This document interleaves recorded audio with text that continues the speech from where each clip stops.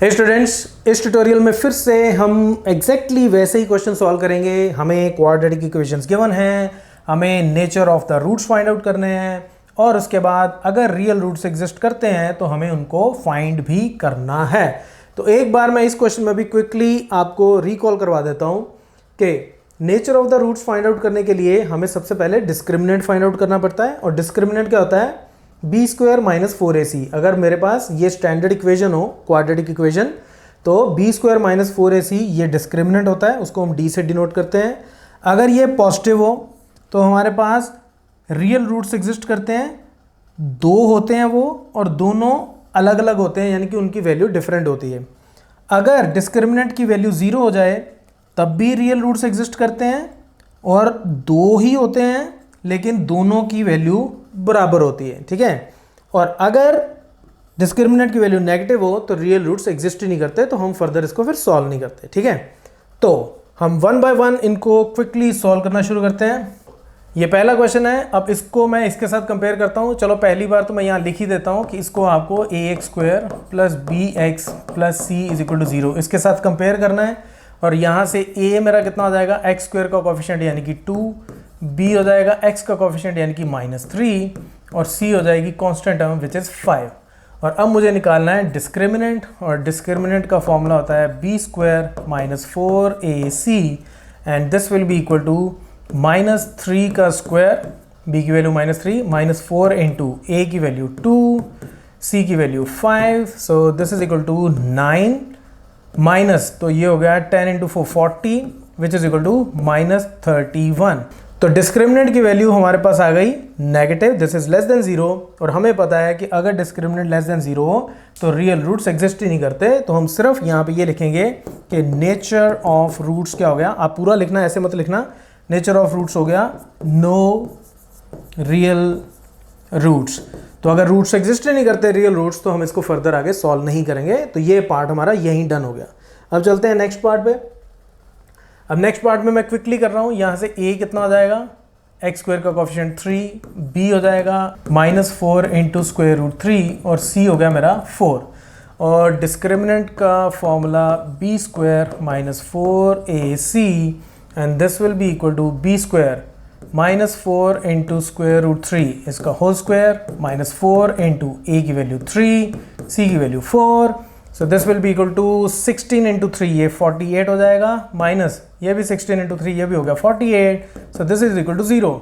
तो डिस्क्रिमिनेंट की वैल्यू अगर 0 हो, डिस्क्रिमिनेंट की वैल्यू अगर 0 हो तो हमने क्या लिखना है कि दो इक्वल रियल रूट्स एग्जिस्ट करेंगे। तो नेचर ऑफ रूट्स वो क्या हो गया? Two equal real roots. तो दो इक्वल रियल रूट्स हैं, रियल रूट्स एग्जिस्ट करते हैं, तो हम इसको फर्दर सॉल्व करेंगे। और फर्दर सॉल्व करने के लिए हम फिर से क्वाड्रेटिक फॉर्मूला यूज़ करेंगे। तो ये हो गया हमारा क्वाड्रेटिक फॉर्मूला, ठीक है। तो इसको सॉल्व कर लेते हैं। तो माइनस बी, चलो मैं थोड़ा सा नीचे करता हूँ, -b यानी कि माइनस ऑफ -4 स्क्वायर रूट 3, तो ये हो जाएगा 4 into square root 3 plus minus square root of discriminant, वो तो 0 का 0 ही रह जाएगा, ठीक है।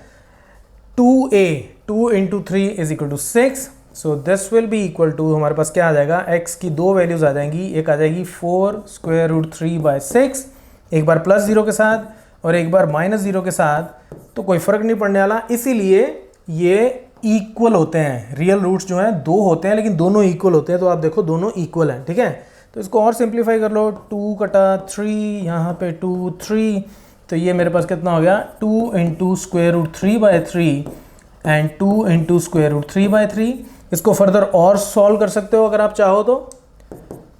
2 डिवाइडेड बाय स्क्वायर रूट 3 हो जाएगा और ये भी 2 डिवाइडेड बाय स्क्वायर रूट 3 हो जाएगा। 3 को आप square root 3 into square root 3 लिख सकते हो। So this is your answer. चाहे यहाँ छोड़ दो चाहे यहाँ छोड़ दो, बोथ आर ओके, ठीक है। तो इस तरह से हम ये क्वेश्चन सॉल्व करते हैं। अब हम चलते हैं इसके थर्ड पार्ट पे। तो थर्ड पार्ट भी एग्जैक्टली वैसे ही सॉल्व करना है। सबसे पहले a, ये हो गया एक्स स्क्वायर का कोफिशिएंट 2, b x के साथ है -6 और c यानी कि 3।